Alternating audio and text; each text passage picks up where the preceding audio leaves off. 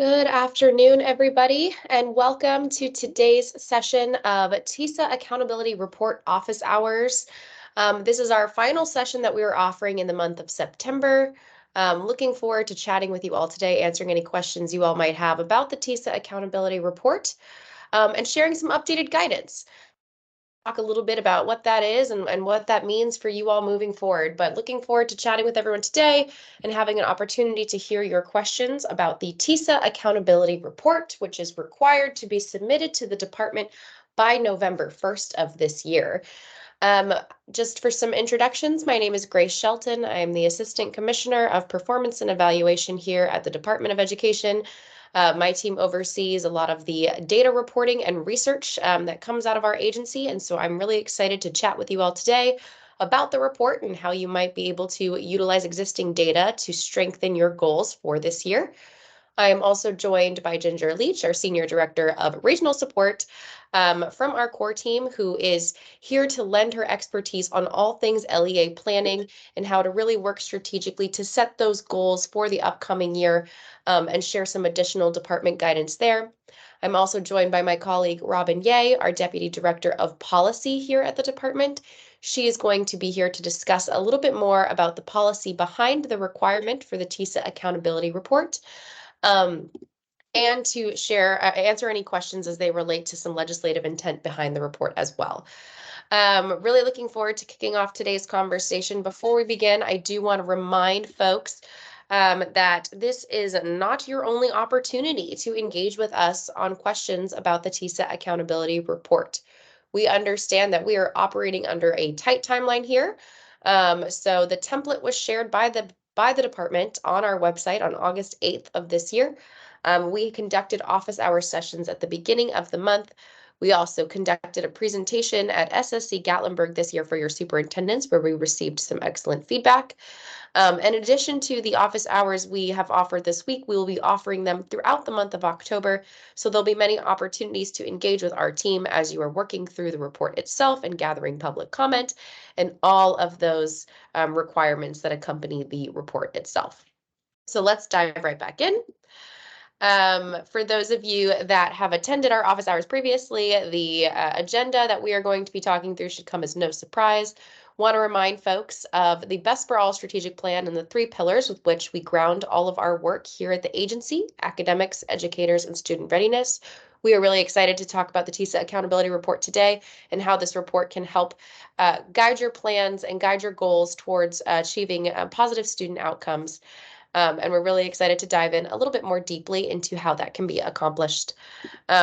Our agenda for today should look familiar. We're going to talk a little bit about the background of the policy itself. Robin Ye will guide us through that conversation. I'll talk a little bit more about the purpose of today's office hours. Like I mentioned before, we are here to answer questions, but we are also here to share some updated guidance with you all, updated since our last office hour session at the beginning of the month, and also some updated guidance based on the questions we have received this week. So Ginger and I will talk a little bit about some FAQs there, and then we will open the floor for Q&A before we close out today's office hour session.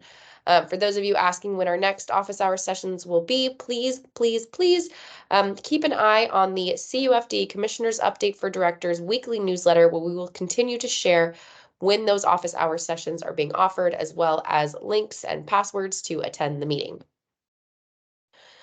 I also want to share the QR code here on the screen.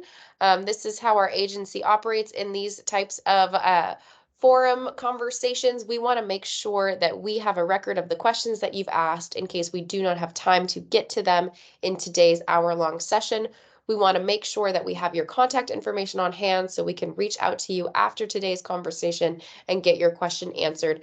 And that QR code is really going to help us get the information we need on the front end to make sure that you get the answers that you need. So please use this QR code. It will put you in a virtual queue. I will call on folks as they submit their questions using this QR code to ask their questions of the group. Please use this code rather than the chat so that we are able to get to all the questions folks have today. If you are unable to access this QR code, not to worry, I will be placing a link in the chat momentarily to the form itself, where you can also just go directly and submit your questions there. So with that, I'm going to pass it over to Robin Ye. You'll see a QR code on the bottom of every screen moving forward. And she's going to talk a little bit about the policy behind the requirement of the TISA accountability report and what is specifically required this year. Over to you, Robin. Thanks, Grace. So I just wanted to start off with just an overview of where this reporting requirement comes from. As part of TISA, Tennessee Code Annotated 493112 requires that each school district submit starting this November an annual accountability report to the department. So the reporting requirement is fairly broad, and you all have a lot of district flexibility in figuring out what are the goals for student achievement that need to be included in the report. But overall, the report requires that the districts submit their goals for student achievement and also an explanation of how those district stated goals can be met within the district's budget. I did want to note that for the goals for student achievement, there is one specific goal that is outlined in the law that is required for every district to include in their report. That is that the district must include a goal of the plan to pursue 70% or more of the district's third grade students scoring met expectations or exceeded expectations on the third grade ELA TCAP. The goal also needs to include the goal to increase the third grade ELA proficiency rates by 15% of the gap over the next 3 years, starting with this past school year's TCAP results. So I did want to note that that is a requirement that is outlined in the law. And if you all have any questions about that, we're going to be talking a little bit more about what that 70% goal is and also the 15% of the gap requirement. So I also want to note that if you are in a district where you already have over 70% of students proficient in third grade ELA, you aren't required to include the information regarding 15% gap closure, but you are still required to include an ELA related proficiency goal. We would obviously encourage you all to include a goal on how to maintain or increase that proficiency rate in your district. For reports starting in the 24-25 school year, so not this year's report, but next year's report, it's kind of a look back in which you are looking to see how your district's expenditures and budget from the prior school year enabled you to meet progress towards those goals. So just to delineate the difference, so for this year's report, you're including an explanation of how you plan to use your budget to meet those stated goals. And next year, you will include an explanation of how your budget enabled you to make progress towards those goals that you have outlined for this school year. And back to Grace. Thank you, Robin. If anyone has any questions or concerns based on this information, like I mentioned before, please go ahead and use that QR code or use the link that I just popped in the chat to submit those questions, and we'll be sure to answer them today during the Q&A portion of our session. I want to talk a little bit. I know we had folks who just joined while Robin was speaking. I want to talk a little bit more about the purpose of today's office hours. The purpose of today is twofold. One, of course, we are here to answer any questions that you all have, any concerns, as you have been working through the process of creating this report. So a big portion of today will be devoted to an open Q&A session with our team. We have plenty of TDOE colleagues and experts on the call who are able to answer these questions. And then secondly, we also want to share some updated guidance. Since we last conducted office hours at the beginning of the month, some guidance has changed. So we want to make sure that we share that updated guidance with you all via today's conversation. So please stay tuned. We're about to dive into some of that right now and continue to use the QR code and the link in the chat to submit those questions, and we'll be sure to answer them in the order in which they are received. And like I mentioned, this will not be your only opportunity to engage with us. We're going to have multiple office hour sessions throughout the month of October, leading up to that November 1st deadline, as well as being responsive on the tnedu.funding@tn.gov email address to any questions or concerns you might have as they pop up as well. So I want to move into some FAQs. I also want to share with folks that I know there has been a call for these FAQs to be posted on our website. We are working on that document right now, and that should be posted early next week. early next week for folks to view. So know that these FAQs will also exist on that TISA page that you all were able to find the TISA template on. So more information to come there, but I want to jump into two big ones that we have received lately. The first one is, do we need local board approval prior to submitting the report to the department?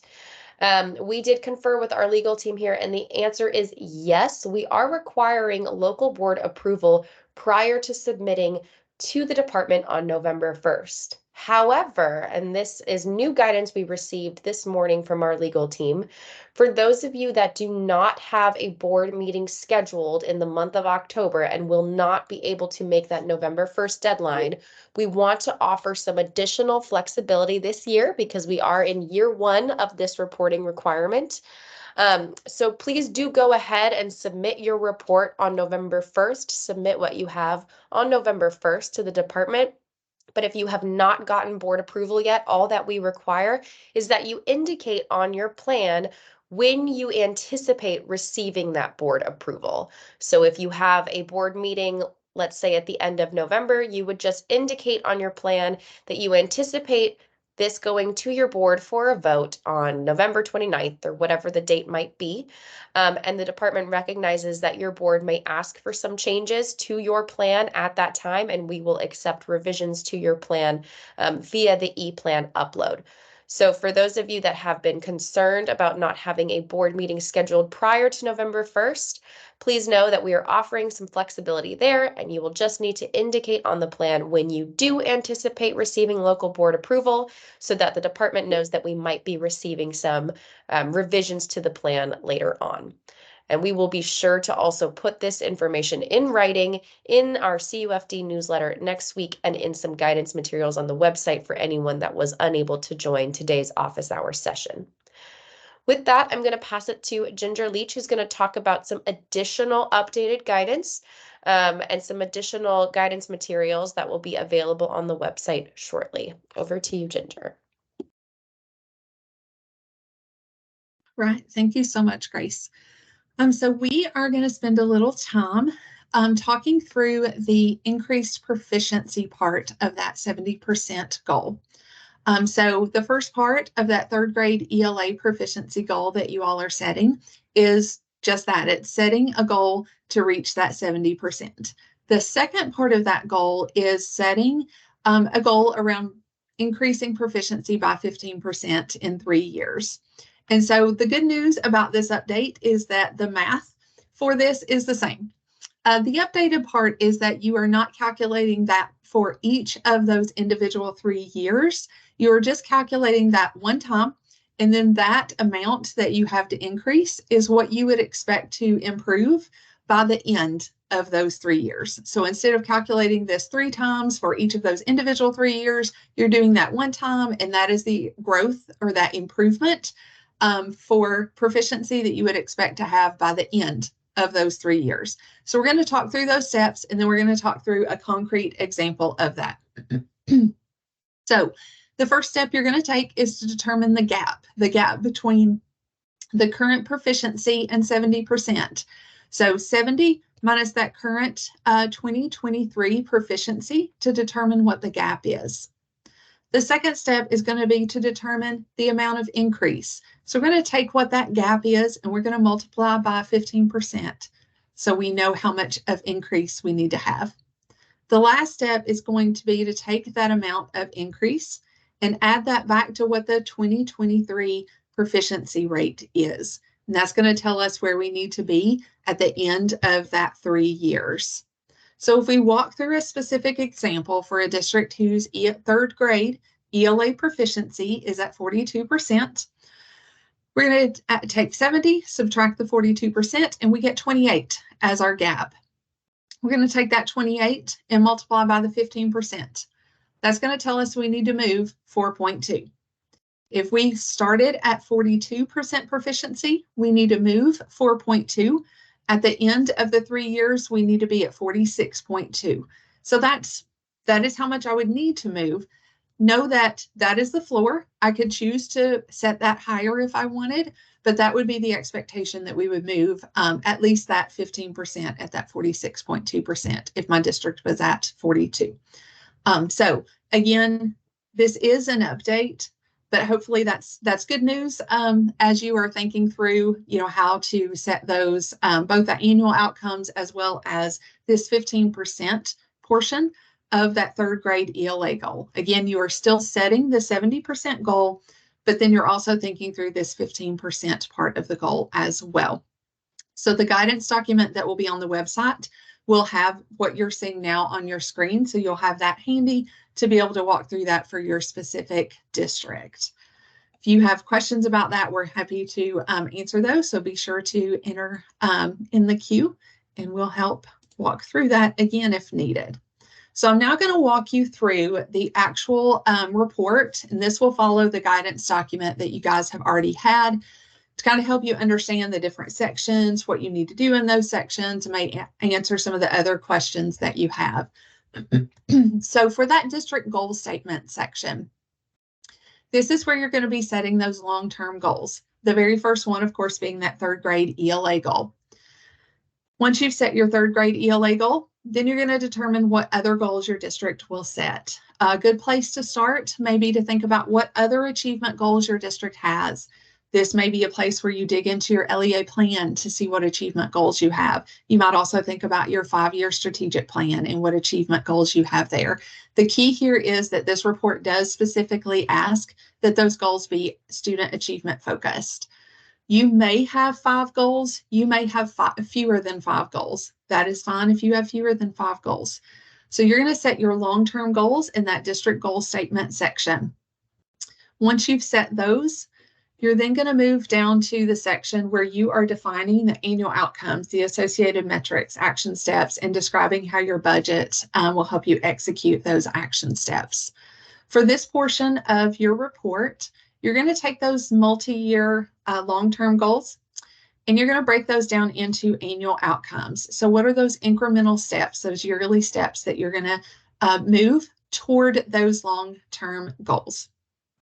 After you've determined what those smaller steps are going to be that take you to that long-term goal, you're going to move to associated metrics. And this is a place where you really want to spend some time with your team getting really clear on how you're going to know that you've met those goals. So this is not a place to be vague. This is a place to be really clear and articulate what it will mean to be successful with that goal. So what is the year? What is the group of students? What is the success measure for each of those metrics? If you're talking about ACT, what does it mean for that group of kids for that year to meet the success metric that your district has set? This is important for internal and external stakeholders to know what that means. And you have some examples in the guidance document of what that might look like. So we've set some of those around college and career ready. So rather than just saying ACT, EPSO attainment, success in armed services assessment, actually outlining exactly what each of those associated metrics might be. Again, that saves time on the back end of trying to figure out which group of students did we mean? What did we actually mean the success rate to be for those things? What was that measure of success? So being really clear on the front end will save you time and confusion on the back end. The next thing that you're going to do is think about those action steps or strategies that you have in place that are helping you move toward those goals. You're going to do that for each of the years for your goal. So if it's a 3-year goal, you're going to do that for 3 years. If it's 5-year goal, you're going to do it for 5 years. Those action steps or strategies are the work that your district has in place now and will have in place for the next few years. So it's the work you are doing or you intend to do that is helping you move toward those goals. So think about this through the lens of what are those strategies you have in place that TISA is funding that's helping you move toward those goals. Those are the things that you're going to put in the action steps or that strategy section. You're also then going to move into the budget description place. So how is that budget helping support those action steps that are helping you meet those goals? So that's where you're going to really think through, how is our budget supporting each of those strategies and those action steps that you've put within this report? So when you think about those strategies, you think about those action steps, really think about the work that your district is doing now, how many of those are multi-year, and you can go ahead and map those out for the multiple years of your goal, multi-year strategies. And then you're also going to think about what are those things that may be single year. Maybe that's true for 23, 24. That may or may not hold true for 24, 25. So you're going to may have more things in place for 23, 24 that you may not have as many that you've mapped out for, let's say, 26, 27, and 27, 28. You're still going to complete that budget description section for all of those years, but you may not have your budget, may not have those strategies mapped out as far as in depth. So your budget descriptions may not be as in depth that far either. And that's okay, but you still want to be really thinking strategically about what is that work that we will still be doing years down the road that's helping us reach those goals, and how do we intend for our budget to be supporting those action steps and those strategies as we look down the road and think about strategic budgeting as well. So I'll stop there because I'm sure we have a lot of questions coming in, and we want to make sure we have time to talk through those.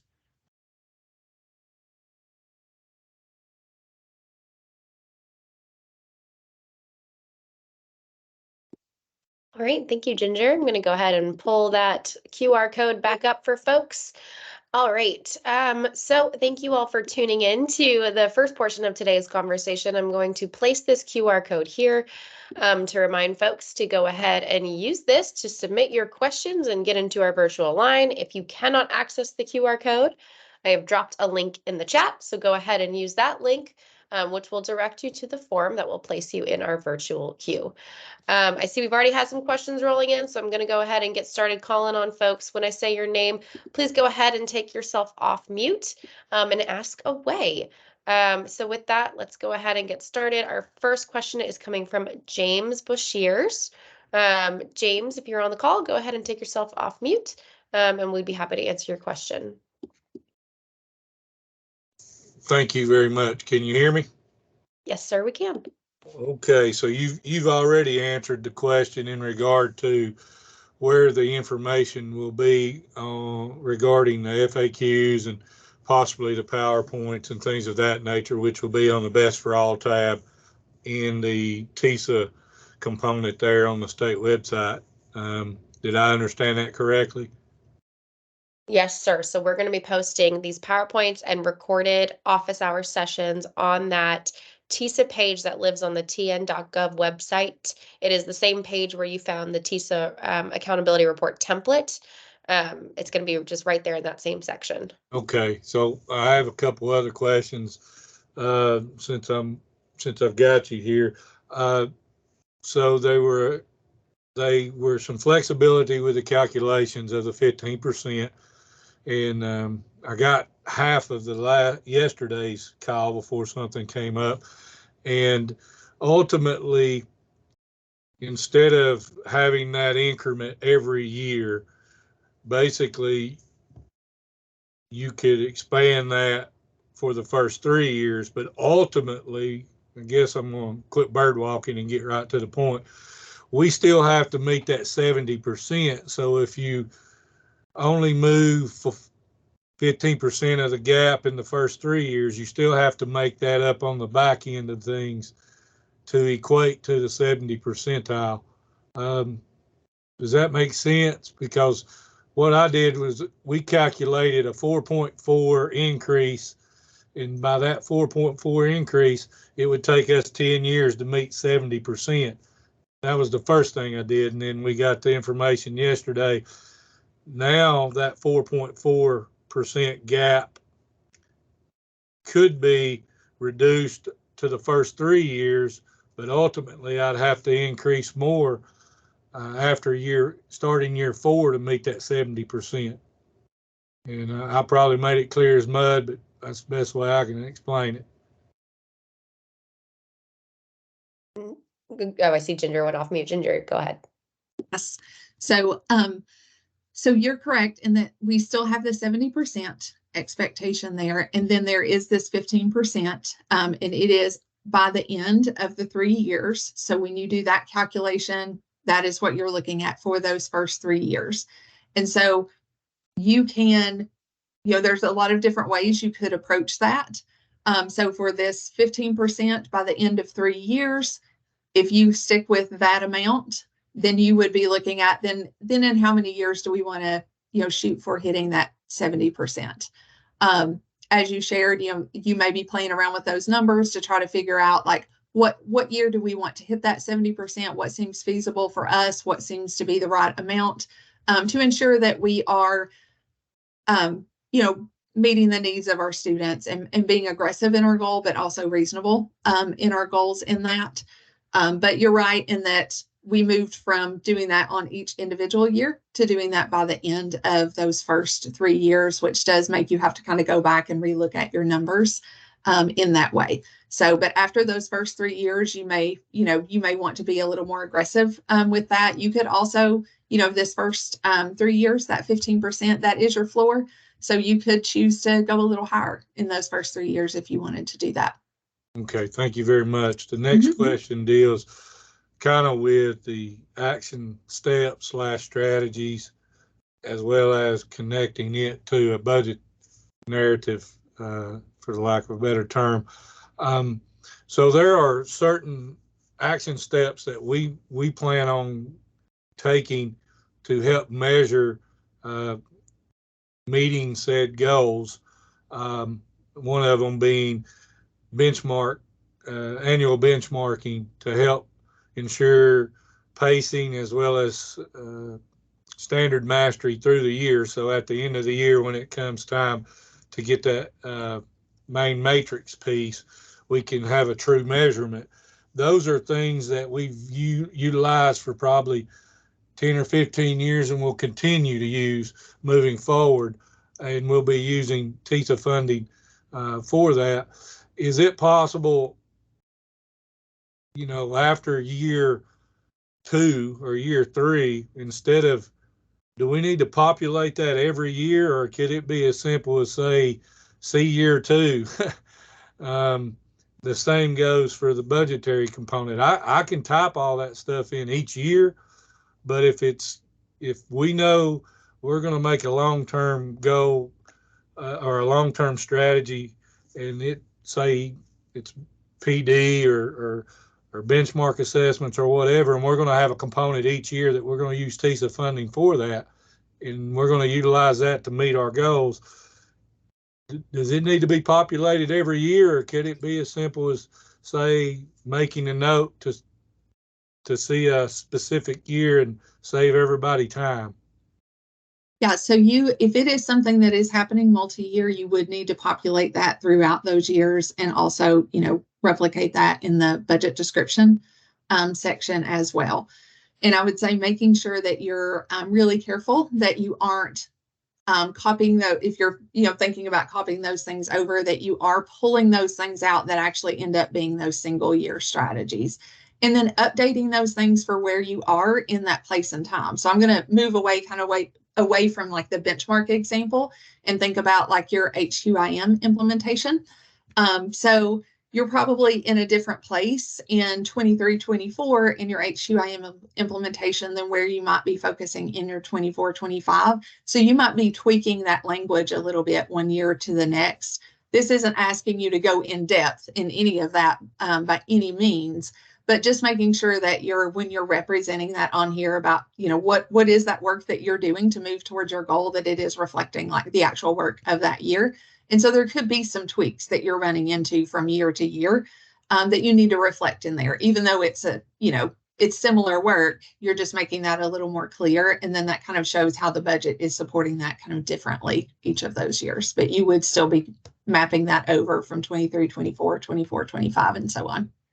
So basically, even though they may all fall under one umbrella, each year there are going to probably be some tweaks that you would have to add to this form, even though this is an annual report, that next year we could update all that and move forward. Or am I misinterpreting how this thing is? Because we are reporting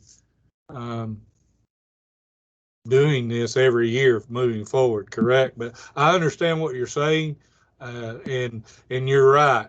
year one of math implementation may have some components that's different than year 2 through 4.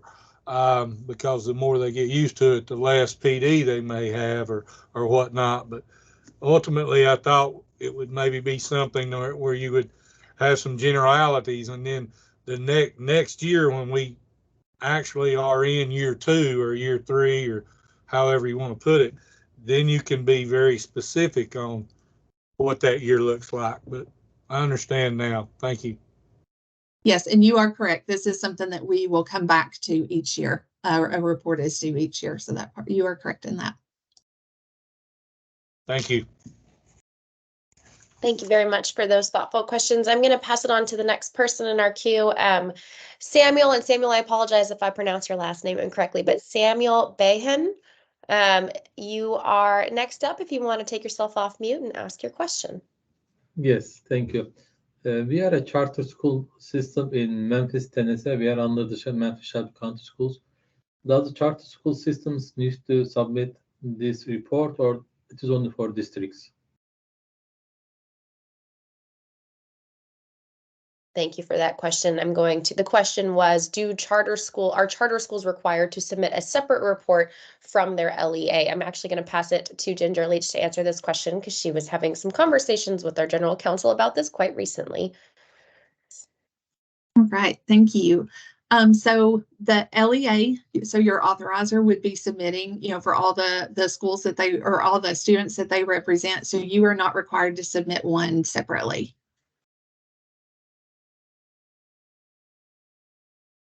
Thank you. Very helpful. Thank you very much. Our next question comes from Keith Cornelius. Keith, if you were still on the call, please go ahead and take yourself off mute and ask away.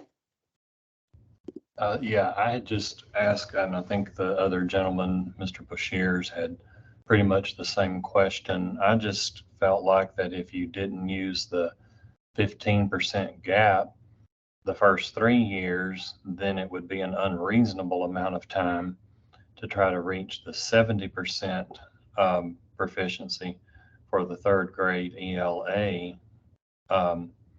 Within a reasonable amount of time. I mean, you may be some districts, and I mean, I'm not in that shape, but some districts, if they did that, might be out to even the year 2040 doing something like that, in all seriousness. And then I did have one more question about the board approval. The board already approved the budget, and with TISA, we're talking about general purpose funds, not anything related, some things related to ESSER that we might continue in future years, which we've kind of mentioned in ours, that we hope to move from ESSER to general purposes. But, the board already approved our budget for this year. And so I'm trying to grasp and understand the need for board approval again.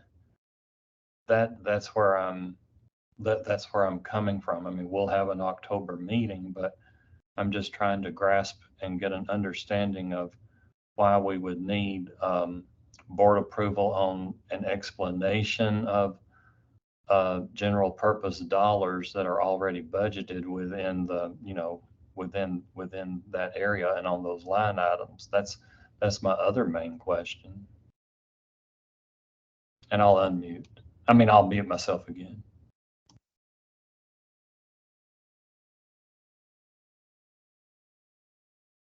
Thank you for your question, Keith. For that first part, I know that we've had some conversations about, achieving that 15% of the gap over 3 years and how that moves the needle closer to that overall 70% proficiency, and how that might be something that takes quite a bit of time depending on what that 15% gap kind of means in terms of percentage points.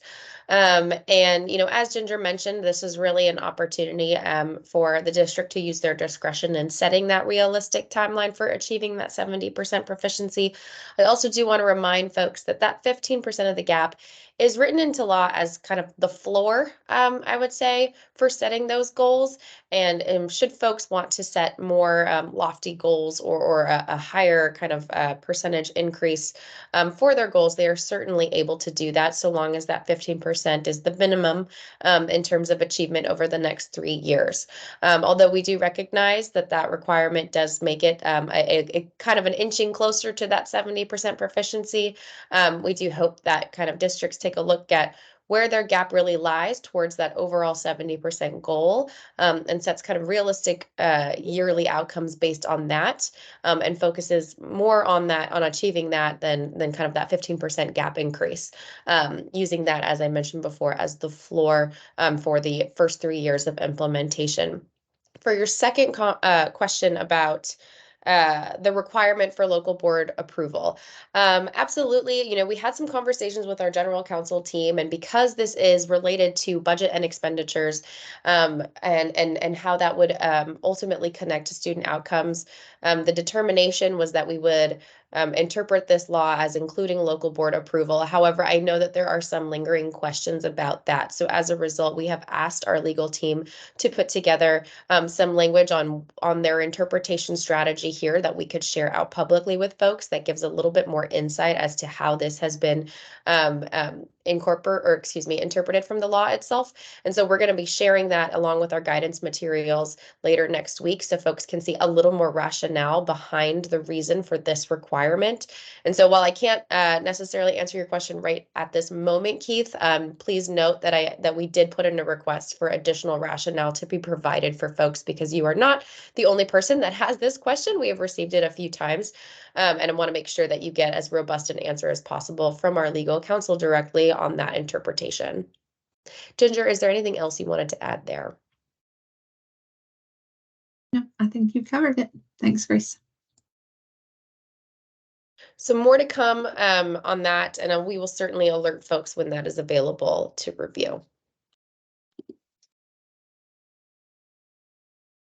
All right, with that, I'm going to pass it to our next question, and that is from Rhonda Stringham. Rhonda, if you're here, go ahead and ask away.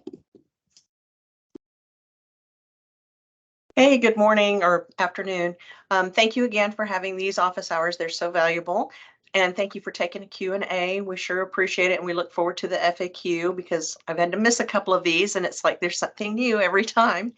So my question is on the template itself. We're looking at our 3rd grade goal and our year 1 and what our annual outcomes are. We're looking, I mean, everybody's going to be able to see it. We're looking at 49.2% of our students scoring proficient on the 3rd grade ELA TCAP by 2023-24, by May of 24.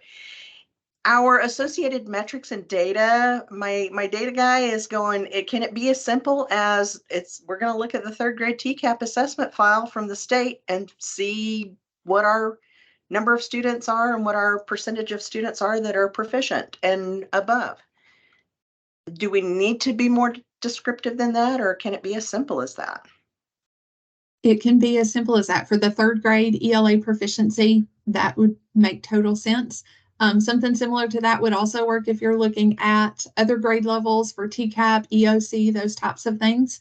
When we're looking at, state assessment data, that's going to make complete sense to have that. But you have listed that you're looking at that year, you're looking at which file and which student. So I think you've covered all your bases. Perfect. We're going to do the same thing for 6th grade ELA. So that'll help me out on that goal. Thank you so much. I appreciate it. And I appreciate Robin's clarity on what needs to go in that last column, and that this first year we're saying this is what we're planning to spend. But then it's helpful for me to know that next year it's going to be more of an accounting of this is what we did spend on the action steps in order to get there. Is that my understanding? Yes, that's right. Yeah. Okay. Thank you so much. I appreciate it. I appreciate y'all's work. Thank you so much again.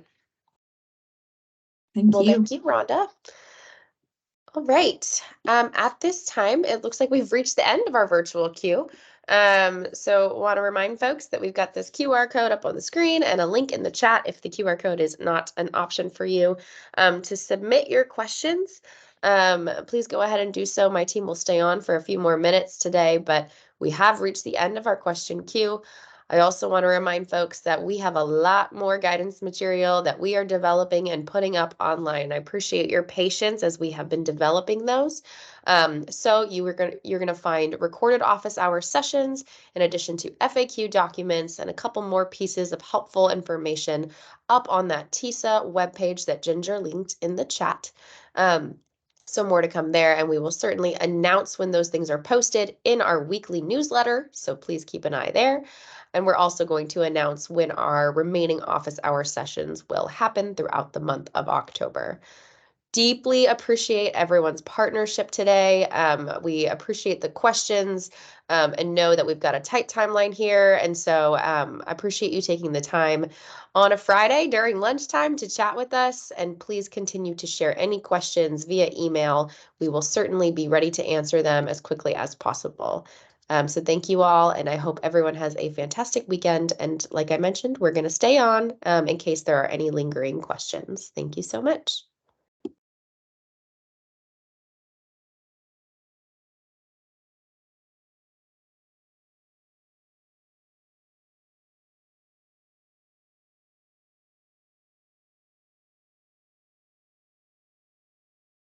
Oh, looks like we got one more question in the chat from Mr. James Bashirs. James, if you want to come off mute and ask that question, we'll be sure to address it. I was just wondering, we'll be working on this for multiple weeks, even though it's been started for multiple weeks because of some revisions and getting some clarification. But my question is, once we submit this to the state, in other types of things submitted to the state, like spending plans and budgets and things of that nature, they get reviewed by someone, and then if there are revisions that need to be made, they're sent back, for the lack of a better word, not approved, and things need to be tweaked and then sent resubmitted.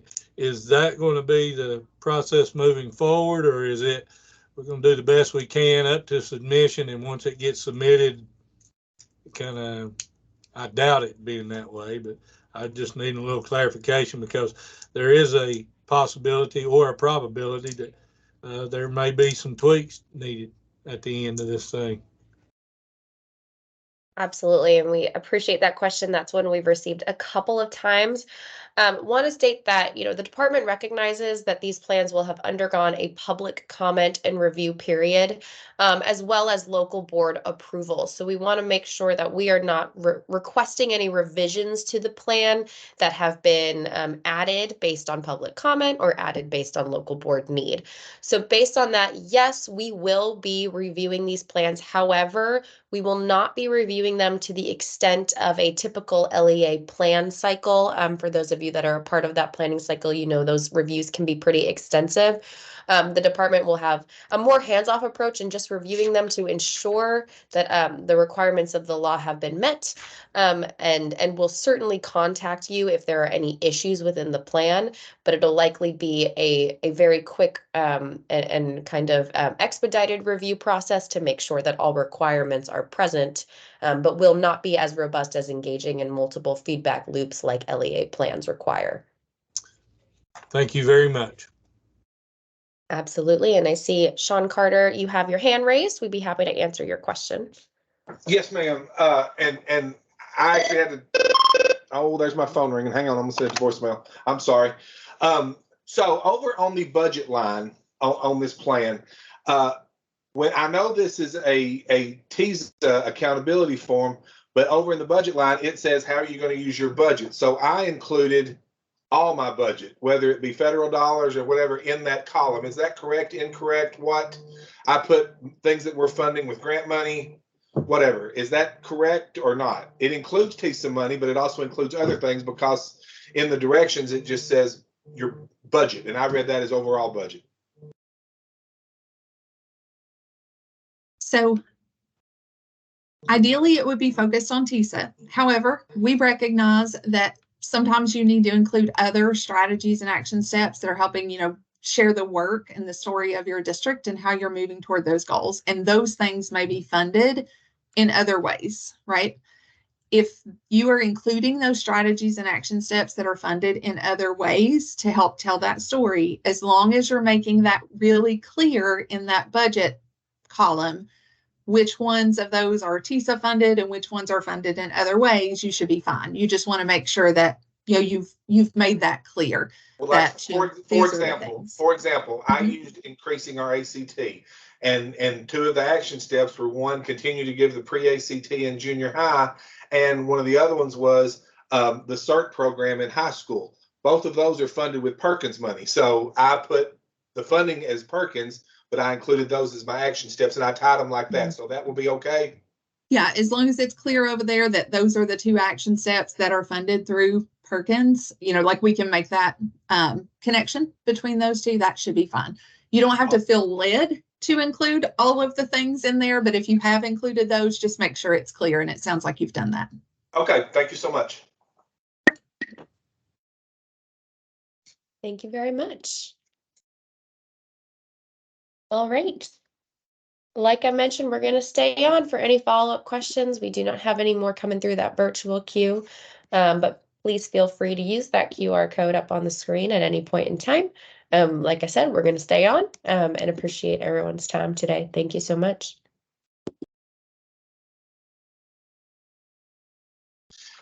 This is Sean again. Let's just say mine's done and I'm presenting next week. If I send it to y'all, would you give me a quick look at it and tell me if I'm good to go or if I need to tweak it?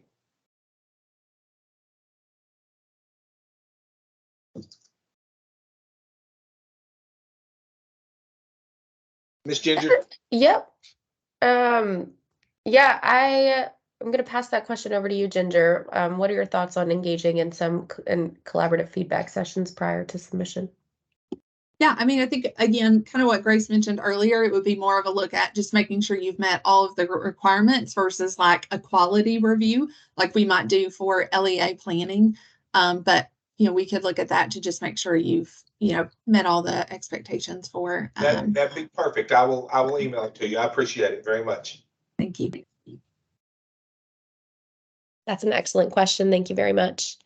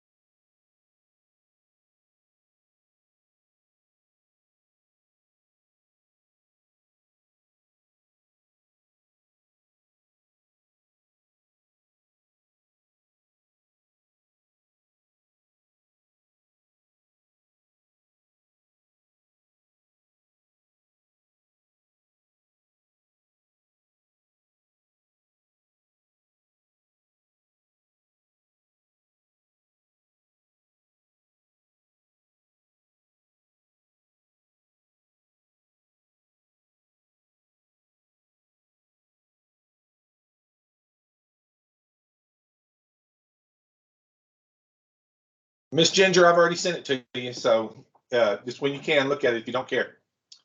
Okay. Thank you. Thank you.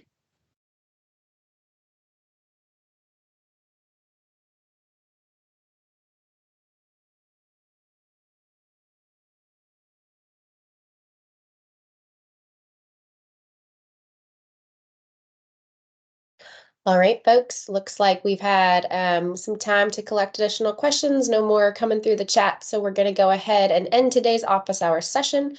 Thank you all for your participation, and we look forward to connecting with you soon.